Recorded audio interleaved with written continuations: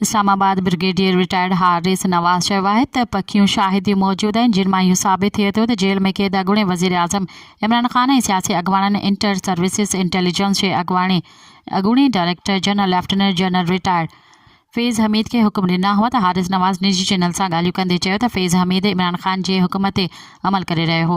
मज़बूत फ़ौज हिकु मज़बूत वफ़ाक़ जी निशानी आहे। सिंध जे अॻूणे सूबाई घर वज़ीर ब्रिगेडियर हारिस नवाज़ lieutenant general retired Faiz Hamid जे कोर्ट मार्शल जो ज़िक्र कंदे चयो त चार्ज शीट जो मतिलबु मुकमल सबूत सां ॻाल्हियूं थी रहियूं आहिनि। हुन चयो त अॻूणे DGISI रिटायरमेंट खां पोइ सियासी मामलनि में हिसो वरितो। फैज़ हमीद जेको कुझु इहो PTI बानी इमरान ख़ान जे चवण ते कयो।